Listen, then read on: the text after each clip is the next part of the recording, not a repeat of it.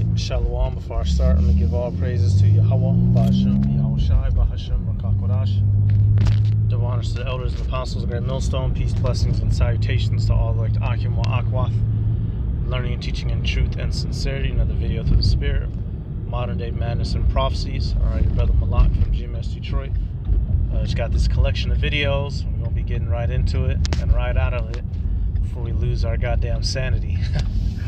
Alright, so let's start with this first clip. Actually, it's pretty interesting, which of course it's you'll see it's like a skit, but it has real world context. Alright, so let's start with this one. I've convinced not only accept sin, but to celebrate it. Do you know what has been my most enjoyable pride campaign to date? No, what? Well, my gay pride campaign, of course. Not only do I get the chance to promote your own self-destruction, I get to use God's logo, the rainbow, to do it. Love is love, right? My plan not only prevents you worthless humans from reproducing, it distorts the gender roles and allows me to bring all types of chaos and confusion upon your pathetic societies. It's been so successful, I've got men convinced they're women, and women convinced they're men, and some convinced they have no gender at all. And I've got 2 more Pride Initiative campaigns I'd like to introduce in the near future. And second is pedophilia pride. Now, society might not be ready for this one just yet, so we'll hold off. I've convinced half of the world. And so you see, like I said, this is a bit of a skit interview, but what he's saying is real, y'all. The people of this world have been convinced that doing what's wicked is right and doing what's right is wrong. And all of the sexual immorality is it's just all on display. And he said he had 2 more agendas, which one is the pedo folk, which you see that they're trying to get that on the board and ready to go. And the only other thing that comes to mind for me is just pure bestiality, like to the point to where you'll see a nigga getting topped off by a dog, out eating ice cream at Baskin Robbins like it's not, where we're at and where we're going ain't nowhere good. But you see how these people have allowed their better judgment to be overthrown and have given themselves over to Satan. And Satan don't care which way you go. He just wants you to go in whatever direction Yahweh Bashem Yahushai ain't going in. So look at this world. Let's get let me get this. The people of this world. Let me see. Here we go. 2 Corinthians 4. I'm going to start at verse 2 Corinthians 4 and 3. But if our gospel be hid, it is hid to them that are lost, in whom the God of this world hath blinded the minds of them which believe not, lest the light of the glorious gospel of Hamashiach, who is the image of Yahweh, should shine unto them. So literally, these people have been twofold blinded by who? The spiritual demon Satan, and who is the tool that is being used to Esau, Edom, the so-called white man. You have these people are completely enthralled with the system. If you dropped a nigga off in the jungle, he would just panic and die. He would have no understanding of to even begin the process. I'm not no survival specialist myself, but these people would just die. They're not even gonna think okay, let me work on a shelter. Okay, let me grab me something, sharpen me a little weapon. Let me give me some little wood. Try to sharpen, give me some little strings, make me some little jungle flip. Nothing, y'all. These people are headed in the direction that the devil is walking them in, with no sense of, damn, and what I do, is this what I'm doing, is it right or is it wrong? No, they just do it. They do what feels good. And it's no coincidence that this is the same chapter where you come down to, or not the same chapter, you go to the same, this is chapter 4. But if you go over to chapter 2, 2 Corinthians 2 and 11, it says, lest Satan should get an advantage of us, for we are not ignorant of his devices. So we are privy to the fact that everything you see in society is trying to get you to go off, which is why you have to especially focus on staying on the path of righteousness. All right, next clip. This is a famous clip. They don't even make movies like this no more with good moral lessons and analyzation, nothing. It's just dumb, stupid shit and rainbow shit now. Was that ant that stood up to me? It was just one ant. Yeah, you're right. It's just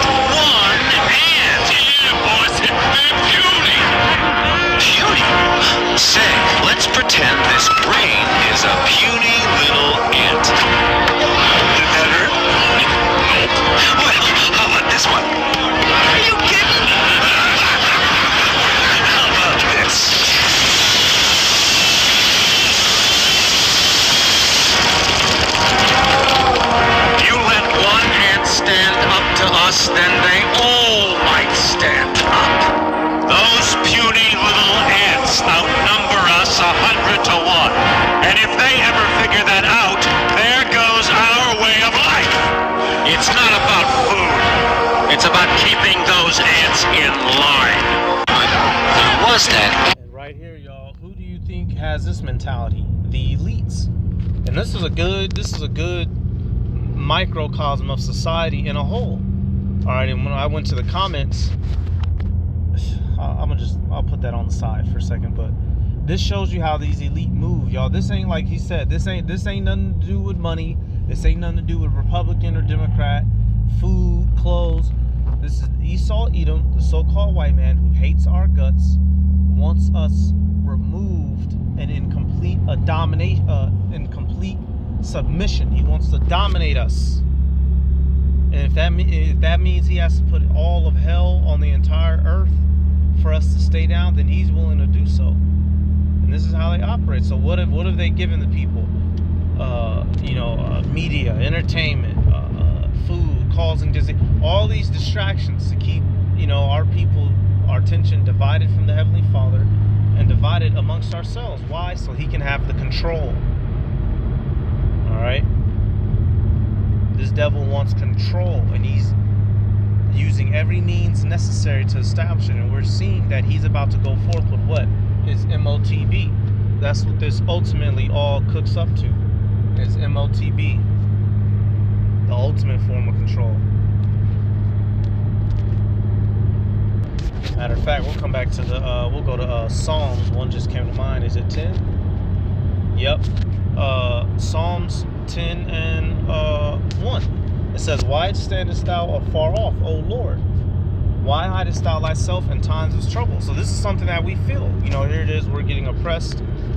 And, it's like, dang, Lord, where you at? And which we now know that since we're in the truth, that it's for prophecy's sake. The Heavenly Father hasn't got down and busy yet. But it will happen. Verse 2. "The wicked in his pride doth persecute the poor. Let them be taken in the devices that they have imagined. For the wicked boasteth of his heart's desire, and blesseth the covetous, whom the Lord abhorreth." And you saw right there in that video, that man was boasting in his heart's desire. We have to keep them oppressed so we can maintain our life. That is the sentiment of the elites.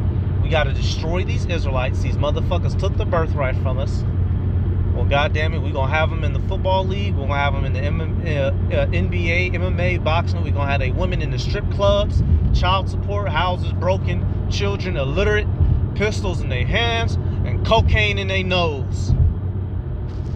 It's an elaborate plot and a scheme to keep us down and to keep them up. All right, the world is out of course. You go to scriptures like this, Ecclesiastes. All right, because one alone, we not a problem. But when you get millions and billions standing up, then that would be a problem. Which is why ultimately Yahweh Ba'Shem Yahushua is going to come pull us out of his hand. Ecclesiastes 10 and 6. "Folly is set in great dignity, and the rich sit in low place. I have seen servants upon horses, and princes walking as servants upon the earth." So here it is. We are the righteous ones, the chosen ones, and we're down at the bottom while our enemy has gotten up over us. Why? Through this. How? I meant not why. How? Through deception and manipulation. And we're still seeing the after effects of it today. Niggas is still. I'm my new job, y'all. I'm at a new job. I do a lot of work in the ghetto now, right? And all through rolling throughout the ghetto, what you see, man, it's 8, 9, 7 in the morning. Niggas on the block, holding they pants, they pants strap. We, bitch, it's summertime now, so people lewdly dressed, basketball, just Jake in a destroyed state of mind at 6, 7, 8, 9, 10, 11, 12, 1, 2, 3, 4, 5, all throughout the day. Bug the fuck out, man. And who is keeping us like that? Eve. Why? So he can rule over us. All right, simple as that. Next clip. Let me get this debauchery.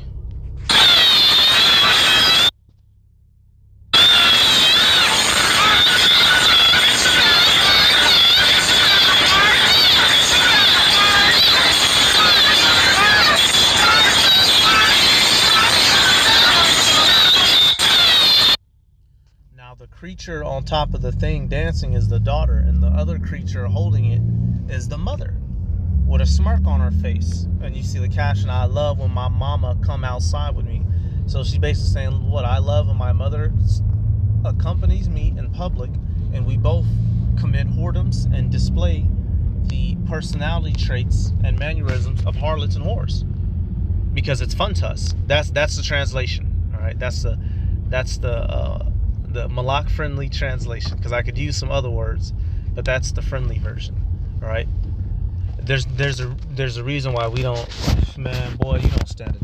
Without this truth, y'all, we don't stand a chance in this world. If this is our mothers and grandmothers, man, then good fucking luck. Good luck. All right. And we can take that to Ezekiel. And this is a proverb that has been around in Israel for a long time, because that behavior is nothing new. All right. You can go to Titus and other books. The women are supposed to be instructing, the older women are supposed to be instructing the younger women to be good, clean gals, to stay at home and to love their husbands. Are we getting that? Fuck no. What are we getting? Ezekiel 16. And now this is dealing with idolatry as well. It's a similitude for how we went and committed idolatry as a nation. But you can also apply it, literally, because our women, our people have went off and committed whoredom. Ezekiel 16:44. Behold, everyone that uses proverbs shall use this proverb against thee, saying, as is the mother, so is her daughter. And you saw that there. The mama a old hoe, the daughter is a young hoe. And now, and she throwing that thing like that, right? All arched up. What they say, all caked up on a Tuesday, right? And now, and when she go and get pregnant and the nigga bail, then they gonna want to be mad. And niggas ain't shit. And niggas ain't shit. And they having babies and they leave. Well, you out throwing that mug in a circle while your mama holding you. Man, what's up, man? Y'all, Jake is out here on some fucking other shit now, bro. It's just, that look like the type of people where she'll be Dylan, the daughter would be Dylan, and the mama be in the room, cheering her on. You get what I'm saying? You understand? She would happily watch her daughter get smashed out and be cheering, man. Demented type shit. Sicko world we live in. Ezekiel 16, verse 45. It says, thou art thy mother's daughter that loatheth her husband and her children, and thou art the sister of thy sisters, which loathe her husbands and their children. Your mother was a Hittite and your father an Amorite. And this is dealing, how, now we're not literally of the Hittites and Amorites, but our people went a whoring after them, and we were in those lands. All right, so that's not saying literally we're Hamites. It's saying our people have gone after these other nations, the land that because the Holy Land was occupied by heathen. So that's the idols that our people went to. In the same way that a wicked woman, a harlot like woman, she keeps going back to stepping out on her husband, running to the sugar daddies. And a matter of fact, if you was to go down, is it this chapter or is it 17 or is it further? Okay, yeah, it's this chapter. It's fine. But basically, it gives. This is a good chapter, y'all. I ain't even go check out Ezekiel 16, and you see how the Heavenly Father is very angry with our people, as a matter of fact. But let's come back. I'm gonna use another clip, and they don't necessarily go together, but we can just mash them in to make life easier. Let me see. You're getting worse from him. For something that I really, this man probably won't up with this goofy ass cap of what he won't do, the next man will. As a 38-year-old eligible bachelorette, I could tell you right now, the next man probably won't. You're getting worse from him. For something that I really want to discuss with y'all, and this is going to catch me smoke, but you can't cancel reality. The playing field is not level. There are more good single women than there are good single men. And the reality is, what you won't do, the next bitch actually will. There are good women with good pussy and good credit and good manners, thirsty as fuck to come scoop up a man who will go 50% on the bills and come home at night to play his little fucking game.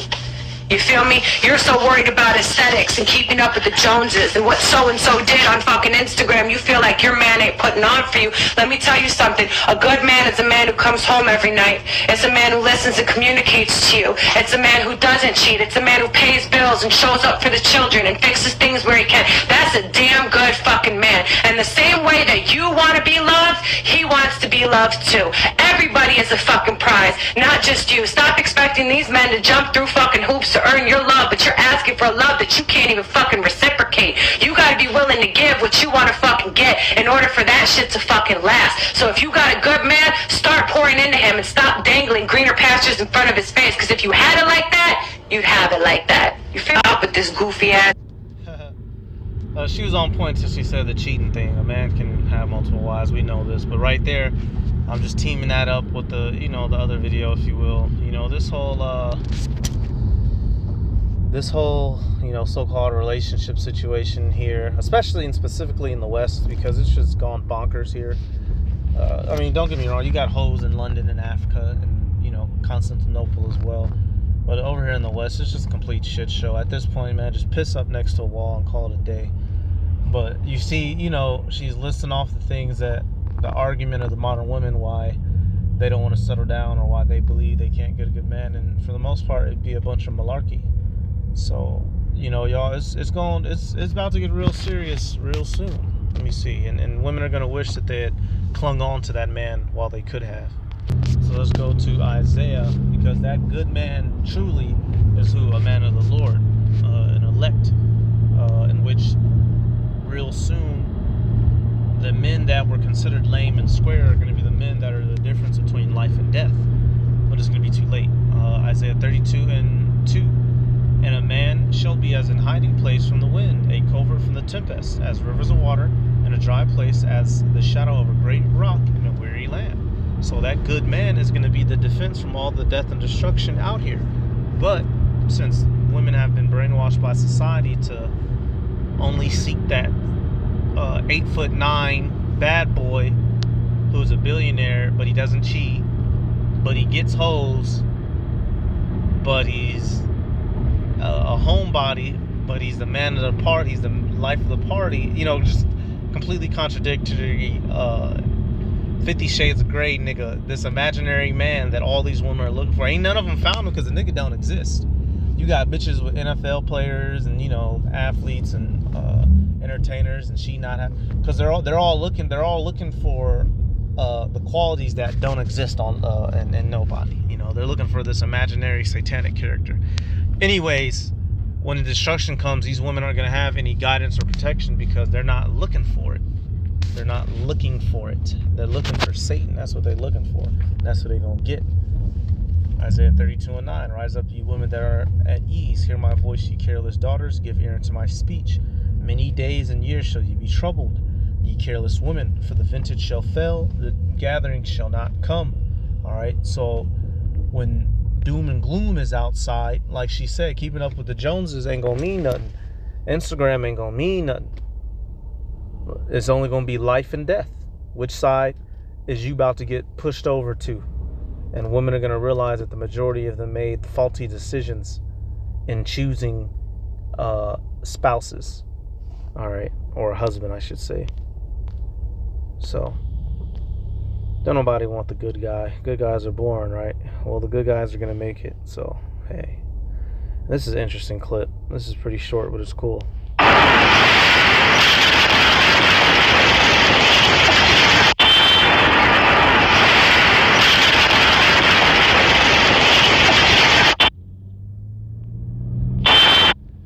I could literally watch this on replay for like 30 minutes straight. I watched it already a crap ton of times. Y'all, this is what we waiting on. This is what we're waiting on. That destruction, y'all. We gonna be some happy fucking campers, boy. I bet you. And the only way out is through Yahweh Bashem Yahweh Shai. The only way out is up. We're not planning to go underground or to get a ticket and run from this. Those of us specifically that live in America, and we're, believing Israelites, we are dead set on the fact that if the Lord doesn't save us, it just, it is what it is. Which is why we're taking this truth so hard. This is how this is going to wrap up, y'all. This is the conclusion of this place, except many more. Now, this was that explosion that happened back in 2020 in Beirut, which if I remember correctly, is in Lebanon. Y'all, you don't have time to scream. Look how much ground that shit covered. It turned the building on the right to paper mache. Watch that building on the right, how that bitch pops. It literally deatomized that bitch, man. Block by block. You can literally see it break down as if it's a goddamn 3D animated movie imagery or some shit, dude. What you think these missiles gonna do? I'll show you what these missiles gonna do. Let's go to Revelation. And what you saw there was a perfect representation of this. Let's go to Revelation 6. One of my go-tos for the missiles, the after effects, the imagery. Revelation 6, and I'm gonna start at 13. Fuck it, I'm gonna start at 12. It says, "And I beheld when he had opened the sixth seal, and lo, there was a great earthquake, and the sun became black as sackcloth of hair, and the moon became as blood." Alright, the great earthquake is the missiles, which is literally going to rock the world, as it tells us in Isaiah 24:5. The earth shall roll to and fro like a drunkard. What thing on this earth has that capability? The missiles, right? And it's going to cause what they call a nuclear winter, which the sunbeams get blocked out because of the radiation and the chemicals in the air, which is why the sun's becoming black, right? Verse 13, it says, "And the stars of heaven fell unto the earth, even as a fig tree casteth her untimely figs when she is shaken of a mighty wind. And the way that the missiles fall is in an arc fashion. They go up into the atmosphere, loop down, and fall back down, and cause complete destruction. No ifs, ands, or buts about it." Salakia. I had to reroute. But basically, the way that the missiles fall is in a similar fashion to the way that figs fall from a tree, in that arc fashion. Alright, so this is John the Revelator seeing the vision. Verse 14, "And the heaven departed as a scroll when it is rolled together, and every mountain and island removed out of their places." And as you see the effect when the bomb goes off, it literally forces, it rips through the damn air. The after effect being a gigantic, what is known as a mushroom cloud, and the fact that all things that were buildings, people, cars, road, instantly becomes fucking I can't use the term unalived. It becomes unexisted. Them bombs unexist things instantly. Another scripture that comes to mind real quick, how you have all that light before the bomb goes off, and in the blink of an eye everything is gone. Joel 2:3, "A fire devoureth before them, and behind them a flame burneth. The land is as the Garden of Eden before them, and behind them a desolate wilderness. Yeah, and nothing shall escape them." That is what happens when them bitches go off, when them bombs go off, specifically them nukes, them nukes. That's coming. Things is all nice and good beforehand, and after it ain't nothing but a dark, cloudy day and dirt every damn where. Buildings gone, people gone, road gone, electricity gone, poles, clothes, everything, water, animals, trees, everything gone. Dust, fire, and air, and a black sky. That's all that's left, and that's what's coming to this place, y'all. We can't fucking wait. I can't fucking wait. Look at it in all its glory. Boom, quick, bitch. You don't have time to turn around and break fast for it. You're through. Look how quick that shit came. And he got knocked off the feet. Whoever was recording got knocked off their feet before the cloud initially hit them, because what they got hit with was the fucking shockwave. And that's what obviously now those who take the MOTB, they'll be burnt with fire. But traditionally, when bombs like grenades and things go off, you big bombs, before you're even, flesh is burnt up and destroyed in the flames, the energy that is given off by the bomb, if you could create just a sonic concussion bomb with no flames or shrapnel involved, the power of the wave automatically turns your insides to jello. So your heart's busted, brain busted, eyes busted, chest, lungs, liver, kidneys, gonads, and hohads, all of that's through. Now multiply that with the fire that the Heavenly Father, is going to have them feel. It's not going to be a good day. Not for them, at least. All right, this is probably the last clip. A little bit different.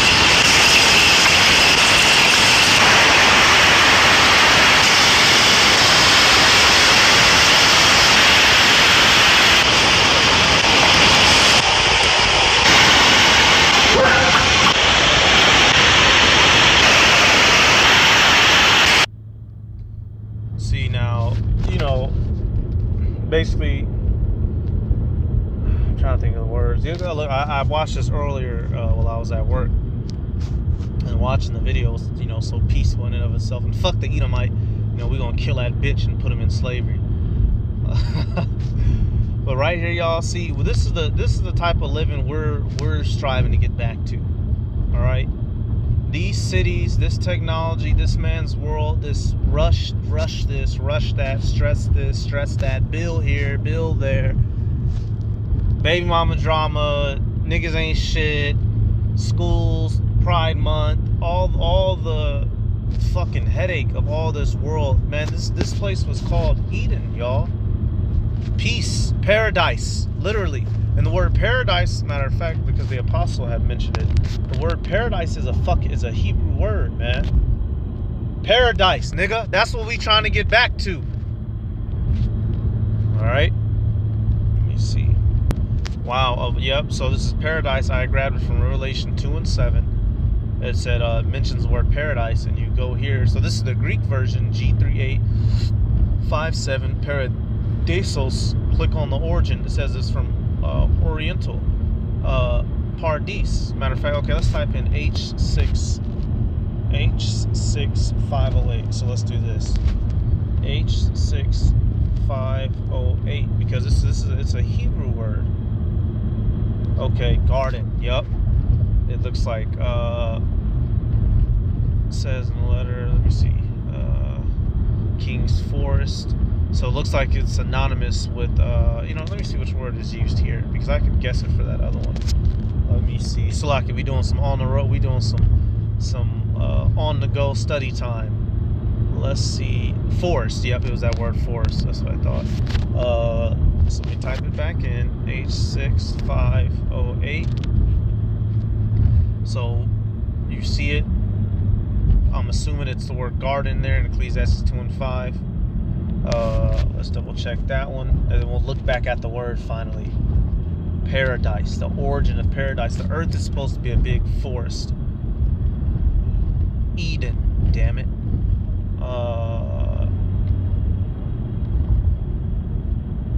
And orchards. Oh, okay. It says park, preserve, and closed garden, a forest. Park. Garden, a plantation. Answers to blah, says places for animals which used to surround palaces of Persian kings, which so there you can use this word for garden in and of itself, but literally in and of itself the earth is supposed to be a garden. Plants, trees, animals, and our asses. And what did we do? Went and fucked it up. And that's what we're trying to get back to, that good natural nature living, not chemicals in the food giving you cancer. All right, and you can tell, the dude, he's doing all this, but he's having fun with it. He's doing little tricks and shit. Man, I don't even know where to go to do shit like this. And he ain't even fully cooked that salmon. That nigga let that shit singe like how Edomites do, and that's it. Found a rock to cook with. And y'all, this is how we used to build altars. It would tell you certain of the altars. It couldn't be of hewn stone, meaning you didn't take the stone and shape it with the chisel. You had to naturally go out there and find the stones and the rocks and stack that motherfucker. Or, the blessed altar. We supposed to be able to deal and function and interact with nature, y'all, which is something that this man, Esau Edom, has taken from us. He's made us dependent on his society. And this is something that we're going to get back to in the kingdom, living off and living with in unison the land and nature.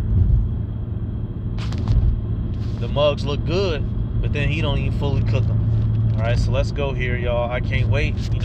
Our kingdom is coming to us, and we'll be able to live perfectly in it, contrary to this unnatural world that this devil has us living in. Matter of fact, I'm gonna actually go to Job. Is it?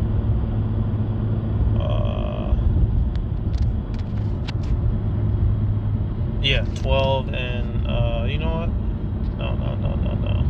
This is a good one, but let me see. Oh, there we go. I just had to think for a second. It just came to mind. Ezekiel 30. Is it 4 and? Yep, 23. I'll start it out 22. It says, "Therefore will I save my flock." Therefore will I save my flock, and they shall no more be a prey. And I will judge between cattle and cattle, and I will set up one shepherd over them, and he shall... Oh, wait, no, Salak. Damn, tripping. There we go. I was thinking of verse 28. Salakia. Ezekiel 34, and I'll start at... Yeah. We'll deal with 25, and we'll go down to 28. And I will make with them a covenant of peace, and will cause the evil beast to cease out of the land, and they shall dwell safely in the wilderness and sleep in the woods. So right here, y'all, we're gonna be back good with nature. We're gonna be back good. Try now. Here it is. That devil, he can get away with doing that shit out there cooking. Let your ass try to do that. Boy, you gonna have 4 grizzly bears bust out on the cut for that salmon, man. How that devil cooking in the middle of the jungle with some salmon and ain't some bears bust out on them? Yeah, you know, the dog eating this shit. Well, that's how we're gonna be in the kingdom. The animals that now would kill you are going to be friendly. And you could take that back now to that Job 12 and 7 or Job 5 and 23 if you wanted. All right, verse 26. And I will make them in the places round about my hill a blessing, and will cause the shower to come down in the season. There shall be showers of blessing. So our land's going to be back blessed again, and we will have good seasons all the time. We ain't going to be dying and dealing with inclement weather. You know, like that nigga who froze to death in the snow. That shit is fucked up, dog. When we had that winter storm out there, that nigga who froze out in New York. Verse 27, it says, and the tree of the field shall yield her fruit, and the earth shall yield her increase, and they shall be safe in their land, and shall know that, it says, I am the Lord, when I have broken the bands of their yoke, and delivered them out of the hand of those that serve themselves of them. So we're not going to be in slavery in our land either. We'll be living in our land as the dominant ruling class. All right, verse 23, and they shall 28, and they shall no more be a prey to the heathen, neither shall the beasts of the land devour them, but they shall dwell safely, and none shall make them afraid. And that's what we're hoping on soon, y'all. All right, this is the type of living we gonna get back to. How he able to sit out there and cook and not worry about nobody trying to smoke him or ask him where his grandma stay. Huh, my nigga? Right? Well, that's how we're gonna be in the kingdom. We're not gonna be worried about no nigga trying to run up on you, you know, with the toolie. And not saying that all of the kingdom is gonna look like this, because when you go to Revelation 21 and 22, it lets you know, we're gonna have our cities, built, right? Gold and all the precious metals lining our cities and whatnot.